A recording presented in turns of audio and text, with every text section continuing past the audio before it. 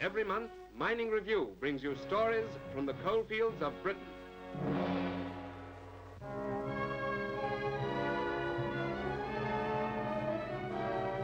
It is great news that the number of serious accidents in mines has dropped to half what it was in 1938. A lot of hard work has gone to achieve this improvement. New entrants are properly trained, both in classrooms and training galleries. Working conditions underground are much better. New inventions cut out many of the old risks.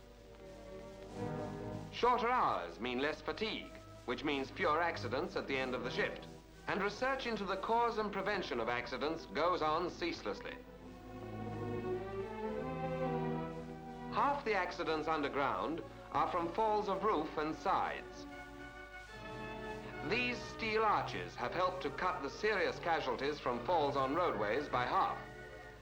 All types of supports are specially tested by the Safety in Mines Research and Testing Branch before they're used.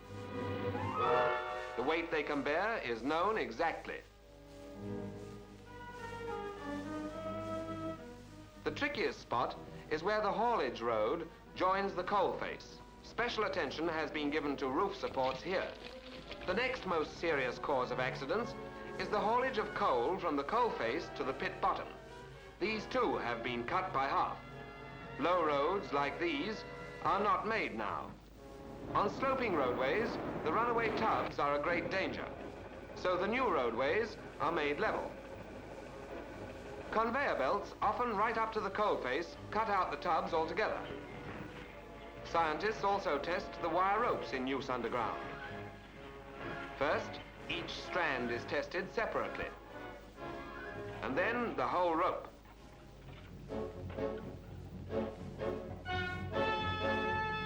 Now, shaft winding accidents have been almost eliminated.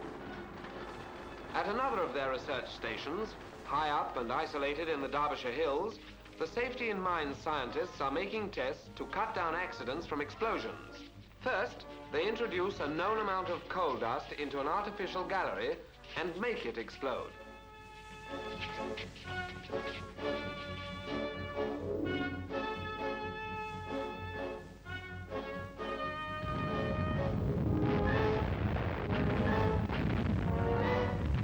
Then they do the same over and over again. But now, they introduce measured amounts of stone dust so that they can find out how to cut down and eventually eliminate accidents from coal dust explosions. Higher standards of safety are set in all parts of the industry.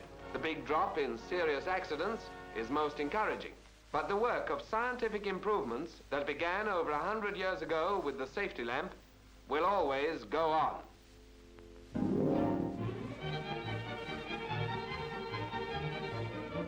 Our old friend, the coal horse, is disappearing. Like the haulage pony, he is being mechanized.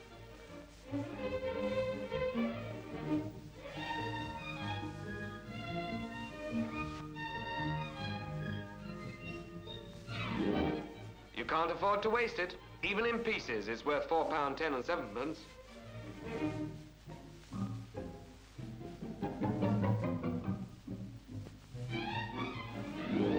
Let's break up the price and see what it's made of.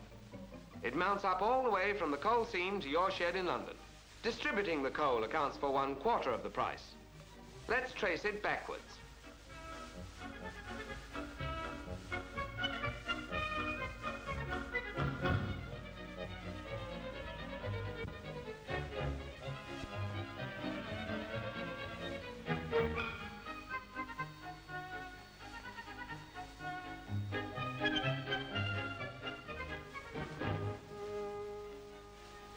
One-fifth of the price goes in rail charges, which leaves us with just over half the price, which is what the coal board sells it for.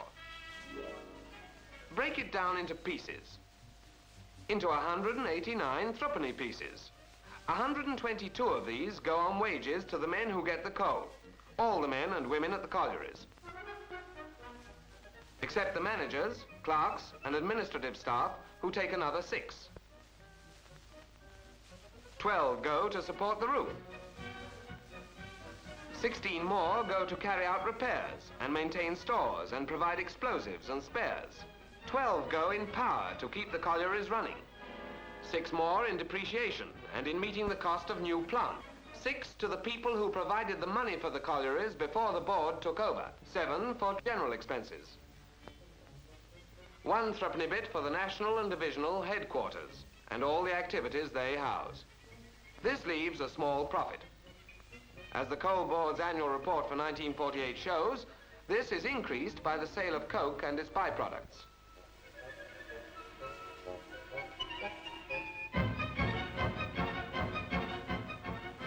That's the lot, Mum.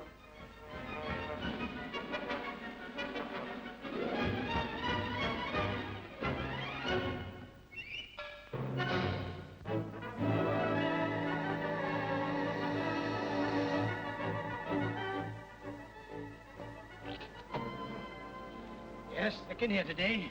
Yeah, it's hot as hell. Aye, it's always warm. Many of you will remember these scenes from the film Proud Valley, in which the story of a Welsh pit in the years just before the war starred the great Negro singer and actor Paul Robeson.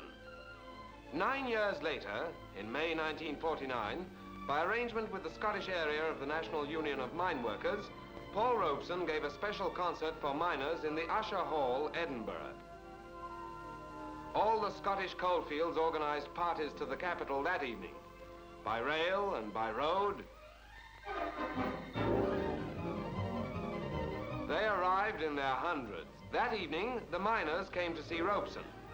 But the same afternoon, Paul Robeson had been to the miners. Accompanied by the area agent, colliery manager, and union officials, he kept a dinner date in the canteen at Woolmet Colliery on the outskirts of Edinburgh.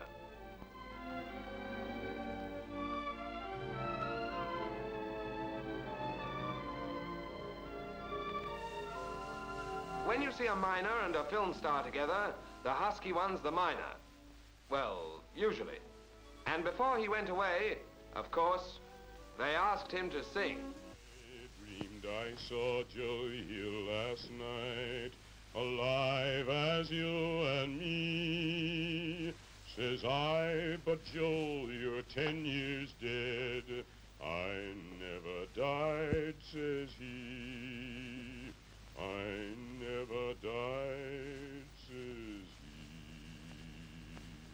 he. In Salt Lake City, Joe, says I, am standing by my bed.